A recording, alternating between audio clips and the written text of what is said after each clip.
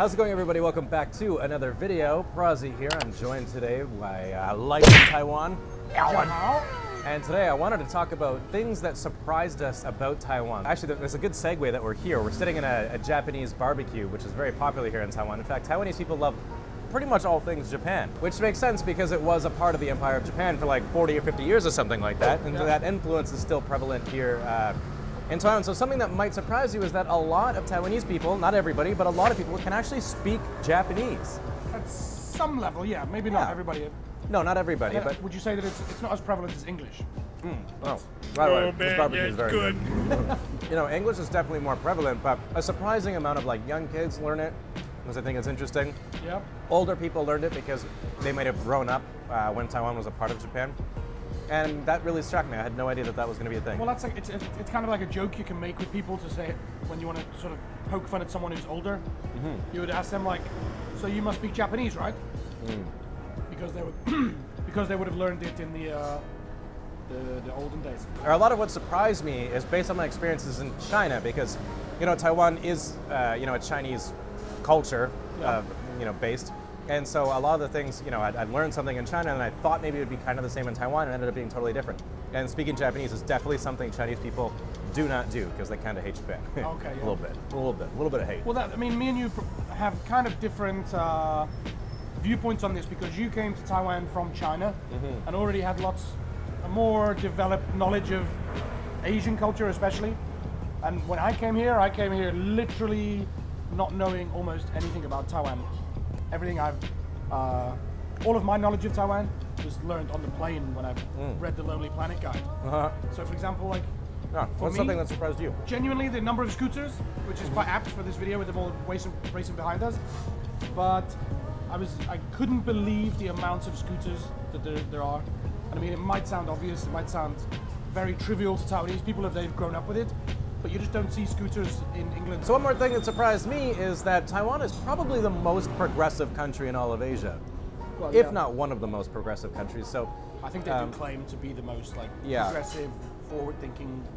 Right. So for example, like gay rights is not really a thing that's going to be around in most of Asia, but I think just in 2019, Taiwan did something with that. I wasn't really. Well, yeah, it's the only country in Asia to have legalized same-sex marriage. Yeah. So, and that's a huge. You know, that's huge if we're gay. Because I had a friend back in China who actually came out in China, and he had a hell of a time, in a bad way. Yeah. He had a really terrible time. Ended up leaving because he was so upset because a lot of Chinese people think that gay people are gross. Even some of my friends or my wife's friends, they were gay, and for years they were talking about the possibility of getting married, and their Taiwanese partners, their families, even the grandparents, were super accepting, and I've heard like cute stories about how Aman, Agong would just be like, if you're happy, then I'm happy, that kind of thinking. Right. So I don't think you would get that in most other Asian countries. Yeah. On the flip side, what's also surprising is that they are still very traditional and superstitious. So for example, I was moving apartments and my friend was like, wait. You have to consult the magic calendar to tell you what day is the good day you can do it. And I'm like, but I'm only free today. And she's like, you have to check the calendar, otherwise your life is gonna fall apart. Like, I don't know what happens if you don't follow the calendar, but you have to follow the goddamn calendar. I used to buy the newspaper here when I first came here. It's like 12 years ago. Online news wasn't so prevalent, so I'd buy the newspaper. In the first page 2 of the Taipei Times, would have today is a good day for, and it would be the most random things like today is a good day for putting a body in a coffin, and today's a bad day for breaking new ground, or random things like that. So yeah, they do still have a lot of traditions, but to go back to talking about being progressive, incredibly progressive and accepting of many different cultures. Although they are very accepting of different cultures, it is incredibly not diverse here. what do you mean? Like, you just, in England or most Western countries, you will see black people, white people, Middle Eastern people, crazy dressed people, like people of all the whole spectrum of humanity you will see in Western countries. But in Taiwan, on a daily basis, you're only generally going to come across Taiwanese people. But if you look at it a little bit deeper, I'm going to disagree with you, because there are still diverse people within the Taiwanese community. So, for example, you might have Taiwanese Aboriginals, who are exactly what you'd think. They're Aborigines people. Yeah. You have Taiwanese people. You have Kejia people. You have Waishenren. You have But that's what I mean. They're still, maybe to them they're more sensitive and they can identify where people come from in that regard. Sure. But for us, they look kind of the same to us. We can't tell. it's a pretty we can't racist tell. stereotype thing. But it's true. We stand out like a sore thumb. Like wherever you go, people will be saying, "Oh, white Gora," and that kind of thing is because they just don't see us as often. So that definitely shocked me how much I stand out here when I first came here, and still to today, I can still stand out a lot. So back when I was living in China, nobody really talked about politics or their personal political beliefs or values or anything like that. Yeah. Because what's the point? You live in a one-party dictatorship. Yeah. There's no point in talking about something you can't change. So I thought when I moved to Taiwan, which is, thank God, a democratic country. By the way, congratulations to Vegetable English, Tsai Ing-wen, who just defeated 4 more years. Korean fish, Han Guo-yu. Sorry. Hangguo. Hangguo. And so I thought that because they have the right to vote and Chinese people don't, that more people will be more vocal about, or maybe more willing to talk about their personal political beliefs. Yeah. But they're not. Nobody really wants to talk about it at all, really. No. I mean, they might talk about politics, but they won't tell you what they think or who they voted for. It's kind of a personal thing. And the reason is because it kind of opens the door to confrontation, which is not something Taiwanese people enjoy very much. They try very hard not to have any confrontation with you whatsoever. Yeah. Even when a Chinese person comes down to Taiwan, they won't talk about it. Because it's an easy argument to get yourself into, and that's definitely a no-go. So it shocked me because I really want to know more about Taiwanese politics and what people think and where they stand on certain things and why certain policies might matter or who's popular.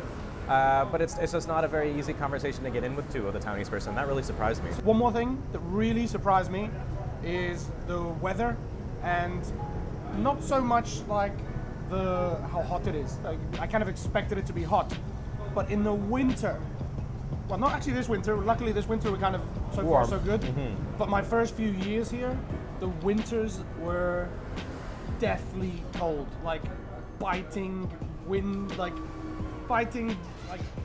when you're driving your motorcycle, if you don't have gloves on in the winter and you've got like a decent 20-minute drive, it is unbelievably cold. It's like sticking your hands in dry ice. Yeah, I was shocked, and I didn't come prepared. I had all summer clothes, so hastily had to go out and buy winter clothes in Taiwan.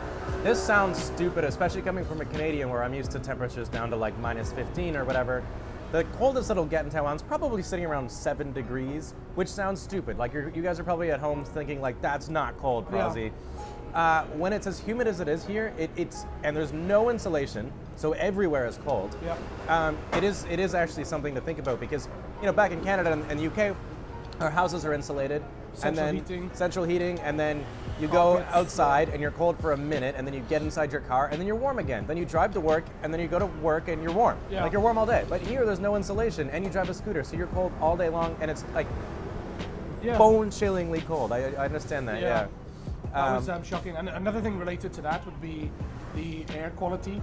I know it's becoming more and more talked about nowadays, but when I first came here, it was pretty shocking how you would, if you wore a mask, at the end of the day you'd compare it to a new one, and it's black. I think it is time now to read last week's top comment. Oh, really? Last week's video was why China is better than Taiwan for foreigners. Last week's top comment comes from Manuel Abini, I don't know.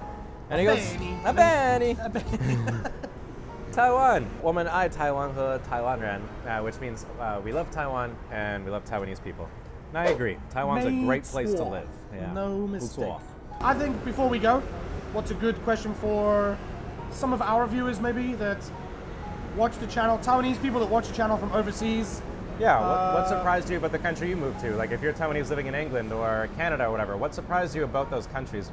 And for my other Western audiences too, if you went abroad, if you were a tourist, what shocked you about the place that you went to? Let us know in the comment section down below. And I think that's it. You can check out our Patreon pages, which will be linked in the description below. Follow us on Instagram to catch up with our day-to-day lives. And stay positive. Keep your stick on the ice.